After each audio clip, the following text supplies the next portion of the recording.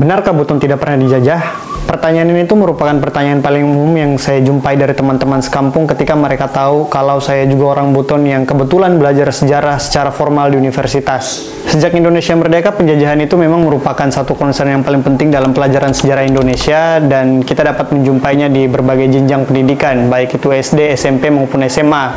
Bahkan ketika misalnya kita kuliah dan ngambil mata kuliah umum, lalu kita belajar sejarah, ya juga paling tidak jauh-jauh ceritanya tentang penjajahan gitu.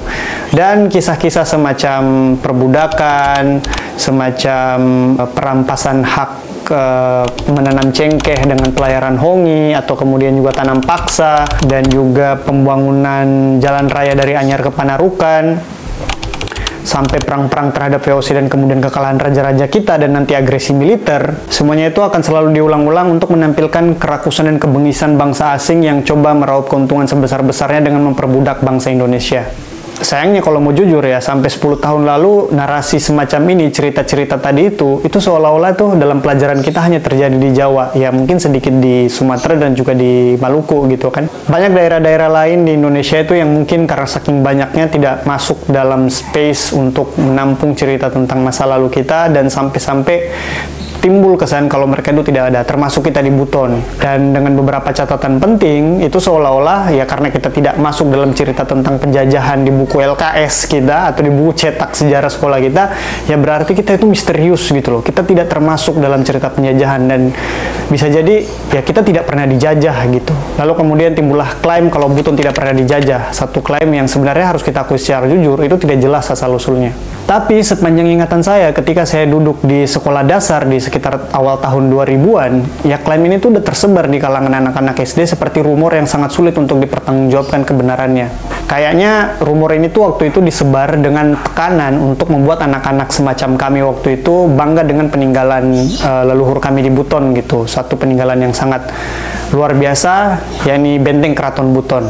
Tapi coba deh teman-teman ingat-ingat lagi gitu. Momen viralnya cerita bahwa Buton tidak pernah dijajah itu tuh bertepatan dengan penghargaan rekor muri dan pengakuan Guinness World Record pada peninggalan leluhur kita bahwa benteng ini tuh merupakan benteng terluas di dunia. Makanya cerita hebat yang beredar ini itu kuat dugaan merupakan bagian dari euforia masyarakat waktu itu atas pengakuan dunia terhadap peninggalan leluhur kita. Nah, sampai di sini terciptalah kemudian kondisi kedua yang memungkinkan mitos Buton tidak pernah dijajah itu bertahan lama. Kita memiliki benteng yang sangat kokoh untuk menjaga pertahanan kita, dan karenanya atas keberadaan benteng ini, itu Belanda takut dan segan dengan Kesultanan Buton. Sialnya, ketika anak-anak pada masa itu mau mengonfirmasi kebenaran cerita ini kepada orang yang lebih tua, saya jamin kita semua memiliki satu pengalaman yang sama, common experience, bahwa ketika kita bertanya itu jawabannya adalah, "Jan, mau dulu kau tahu ini, belum pi waktunya kau tahu ini." Itu seolah-olah bilang bahwa sejarah Buton itu sangat rahasia dan sangat berat yang harus diberitahukan ketika nanti kita cukup umur gitu loh. Problemnya, tanpa terasa waktu terus bergulir dan 20 tahun telah berlalu. Anak-anak yang waktu itu bertanya dan tidak mendapat jawaban yang memuaskan itu sekarang menjadi om-om yang jarang pulang itu loh. Mereka kini telah dewasa, dan akhirnya karena juga mungkin kekurangan literatur dan referensi, mungkin menjadi bagian yang bertanggung jawab sehingga ikut menyebarkan informasi tentang kehebatan Buton yang sangat luar biasa ini sampai dia tidak pernah dijajah oleh pemerintah kolonial atau kekuatan kolonial apapun. Dan kalian tahu, saking kuatnya narasi ini, itu media-media nasional ini nih ikut ngutip gitu loh, ikut memberitakan. Bahkan karena kemudian tercipta database yang bilang seperti ini, AI pun kalau kalian tanya di Google itu akan memberikan jawaban yang serupa gitu loh. Padahal Buton itu sebenarnya tidak kekurangan sejarawan dan budayawan loh, baik orang asing atau di luar Buton yang coba belajar tentang Buton, maupun juga dari kalangan orang Buton sendiri yang belajar sejarah di universitas lalu kemudian menulis karya-karya tentang Buton. Sebutlah misalnya orang-orang dari luar Buton ya, kayak misalnya Prof. Susanto Zuhdi, Tony Rusdiansyah, seorang antropolog, juga kemudian Geger Rianto, Abdurrahim Yunus, dan lain-lain gitu. Nah, kalau dari kalangan Buton sendiri ya kita punya sejarawan-sejarawan yang hebat seperti misalnya Halia Adisadi yang mengajar di Palu, di Unpad. Kemudian juga ada Pak Laude Rabbani menjadi sejarawan terkemuka di Universitas Airlangga Surabaya. Terus kemudian ada Pak Abdurrahman Hamid di Kepulauan Riau kalau nggak salah. Dan juga ada budayawan-budayawan terkenal itu misalnya kayak Pak Tasrifin Tahara, Bang Yusran Darmawan yang kayak Pak Tasrifin itu aktif di Universitas Hasanuddin. Dia seorang antropolog terkemuka. Dan mereka-mereka ini itu punya karya tentang Buton yang bisa dibaca, bisa diakses, lalu kemudian dipertanggungjawabkan secara ilmiah gitu loh. Ingat nah, mempertanggungjawabkannya secara ilmiah. Karena kayaknya tulisan-tulisan mereka itu tuh bersih dari informasi yang didapat dari wawancara dengan arwah. Dan siapapun kita orang Buton dimanapun, kita berhak untuk membaca karya itu dan bahkan wajib untuk membaca karya itu karena tidak ada pemali yang melarang dan kita semua bisa tahu dari mana mereka mendapatkan informasi itu karena dilengkapi dengan catatan kaki untuk merujuk sumber-sumber yang kalau kita bertanya di rumah itu kita bakal dianggap jangan moko, belum cukup umurmu dan sebagainya. Nah, dari buku-buku para akademisi ini itu kita bisa mendapat pengetahuan atau informasi tentang bagaimana Buton di masa lalu. Nah, yang pertama, Buton itu memang memiliki sistem pertahanan yang sangat keren menurutku. Wilayah terluarnya itu dijaga oleh 4 negeri vasal yang disebut Barata. Saya pernah membahasnya di video yang lain. Keempatnya itu adalah Baratamuna, Tiworo, Kulin Susu, dan Kalidupa. Nah, mereka ini dalam Undang-Undang Sara Barata di Kesultanan itu memang ditugaskan untuk menghalau datangnya serangan musuh dari luar gitu. Mereka ini merupakan pertahanan lapis pertama. Dan kalau juga musuh masih bisa menembus pertahanan dari Barata, nanti akan ada wilayah lagi itu yang disebut Patamata Nasorumba yang dalam bahasa Indonesia itu berarti 4 mata jarum gitu. Nah, kalau misalnya musuh masih juga bisa menembus pertahanan 4 wilayah mata jarum ini, maka mereka akan dihadapkan dengan kokohnya benteng Keraton Buton, di mana di dalamnya itu ada 4 kampung yang mengakomodir atau mengkoordinir pertahanan di dalam benteng yang disebut sebagai Patalimbona. Itu adalah Gundu-Gundu, Barangkatopa, Peropa, dan Baluwu. Ini merupakan kampung-kampung tertua yang menjadi cikal bakal terbentuknya Kesultanan Buton. Dan tidak cukup sampai di situ.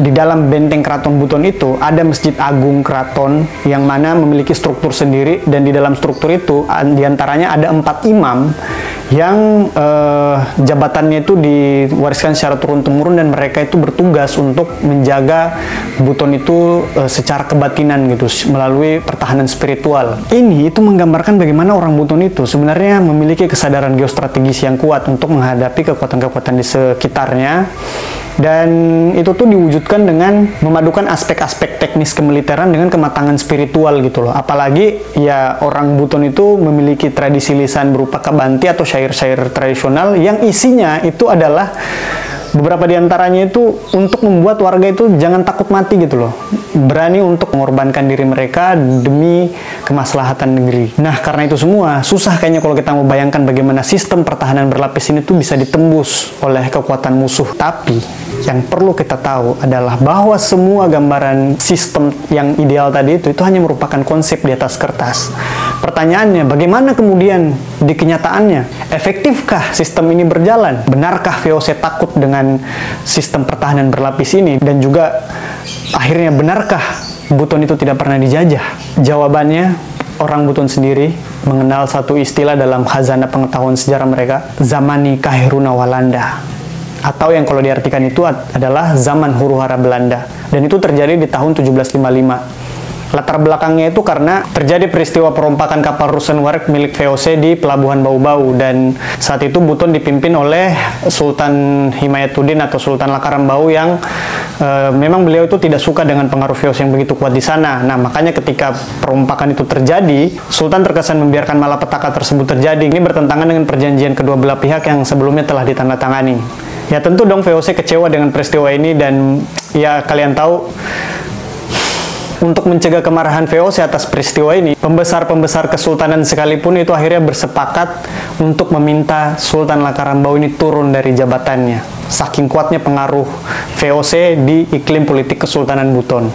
Ya, begitulah kemudian beliau digantikan oleh Sultan yang baru, yakni Sultan Sakiuddin, tapi tetap aja Belanda akhirnya datang ke Buton dan menuntut ganti rugi atas peristiwa kapal Rosenwerk. mereka menuntut sejumlah 72 budak untuk dibawa ke Makassar. Jadi Sultan Sakiuddin yang tadi diminta 72 budak itu membawa 80 budak, lebih beberapa budak dari yang dituntut gitu kan. Tapi budak-budak yang dibawa ke Makassar itu semua sudah dalam usia yang sangat renta atau juga masih anak-anak yang belum siap bekerja. Jadi VOC yang sebelumnya berharap bisa mendapatkan keuntungan dari penjualan budak yang dibawa dari Buton ini, itu justru mengeluarkan biaya yang lebih besar untuk menjaga budak-budak ini tetap hidup gitu loh. Jadi awalnya itu berusaha mendapatkan keuntungan, malah mereka rugi gitu kan. Lalu singkat cerita, VOC pun memutuskan untuk menyerang Buton karena saking jengkelnya. Dan yang begitulah zaman Khairuna Walanda terjadi gitu. Penyerangan tersebut berhasil dan entah bagaimana sistem pertahanan berlapis yang hebat tadi itu, yang ideal tadi itu somehow nggak bekerja. VOC pun berhasil tuh menembus kokohnya pertahanan benteng Keraton Buton, dan kalian tahu pada momen itu tuh yang meninggal dalam serangan VOC tadi itu adalah Sapati, Kapitalau, dan Bontogena, yang kalau sebenarnya kita lihat mereka ini dalam struktur pemerintahan Kesultanan Buton adalah orang-orang setelah Sultan gitu. Dan itu merupakan luka yang sangat mendalam bagi masyarakat kita di sana. Tidak sampai di situ saja, setahun setelah peristiwa penyerangan itu, VOC kembali datang ke Buton dan menaikkan tuntutannya. Kalau yang sebelumnya mereka minta 72 budak, sekarang mereka minta 1000 orang budak. Ya, begitulah beberapa dekade setelah peristiwa penyerangan itu, di Buton itu sibuk dengan diplomasi untuk meminta keringanan kepada VOC agar yang 1000 budak tadi itu dikurangi jumlahnya dari 500 ke 100 berapa dan sebagainya, sampai ada cerita juga kalau akhirnya budak-budak itu diganti dengan kambing. Tapi kalau ditinjau dari berbagai aspek manapun, ya kita harus jujur, hubungan semacam ini tuh bukan hubungan yang setara gitu loh. Dan VOC itu tidak takut datang ke kita gitu kan. Bukti kedua tentang penjajahan kekuatan asing di Kesultanan Buton itu terjadi beberapa ratus tahun kemudian, yang dalam khazanah Kesultanan Buton itu dikenal sebagai Perjanjian Ashikin-Brookman, dan ini terjadi di tahun 1906. Kalau yang ini itu terjadi ketika Belanda sedang sibuk dengan kegiatan pasifikasi atau ekspansi militer untuk menerapkan politik etis. Pada momen-momen itu di Nusantara itu banyak terjadi peperangan-peperangan yang luar biasa berdarah-darah karena Belanda ingin memulai era baru mereka untuk diakui sebagai penguasa tertinggi di tanah Hindia. Yang mana waktu itu Belanda itu menyodorkan semacam perjanjian pendek atau yang dalam bahasa kerennya itu disebut Korteverklaring, yang isinya merupakan pengakuan terhadap daulat Ratu Belanda di seluruh tanah Hindia. Ya tentu banyaklah raja-raja yang menolak, misalnya kayak dari Aceh, dari Bali gitu, sampai juga kemudian Bone, yang kemudian menimbulkan perang yang sangat berdarah-darah, dan konsekuensinya adalah mereka ditumpas dalam perang itu dan dipaksa, raja selanjutnya diangkat lalu dipaksa untuk menandatangani perjanjian tersebut. Sementara itu di Buton yang saat itu dipimpin oleh Sultan Ashikin menandatangani perjanjian Korteverklaring ini tuh tanpa perlawanan seperti daerah-daerah lain. Sejak saat itulah Kesultanan Buton secara langsung berada di bawah kekuasaan pemerintah Hindia Belanda. Tapi apa buktinya? Kan kita masih punya benteng. Ya memang kita masih punya benteng. Ya tapi tanpa menembakkan satu peluru meriam pun, Belanda hanya dengan secari kertas perjanjian pendek tadi, itu boleh loh akhirnya merombak-rombak struktur pemerintahan Kesultanan Buton. Mereka bahkan menghapus jabatan Lakina Badia, Lakina Sorawolio, Kapitalau Matanaeo dan Sukanaeo, menghapus jabatan kapitan, lalu kemudian juga Sabandara itu dihapus oleh Belanda, simply karena mereka menganggap bahwa jabatan-jabatan itu tidak dibutuhkan dalam sistem birokrasi mereka gitu loh. Dan kalian tahu, sejak saat itu, pejabat-pejabat yang duduk di pemerintahan Kesultanan Buton itu digaji oleh pemerintah Hindia Belanda. Nah, sampai di sini kalian masih yakin nggak kalau Buton itu tidak pernah dijajah? Jujur sebenarnya saya membayangkan pertanyaan-pertanyaan semacam ini itu dijawab atau dibahas oleh pihak universitas sebelum mereka terlalu jauh bicara tentang perkembangan historiografi yang diukur dari ribut-ribut di antara mereka saja gitu loh. Ya selain penelitian harus dipikirkan juga bagaimana diseminasi pengetahuan itu kepada masyarakat umum, karena sejarah itu harus diakui merupakan domain publik yang mana masyarakat itu memiliki pertanyaan mereka masing-masing, dan universitas itu diharapkan bisa menyediakan jawaban atas pertanyaan-pertanyaan itu. Ya daripada mereka percaya hoax kan, itu tidak sepenuhnya salah mereka loh.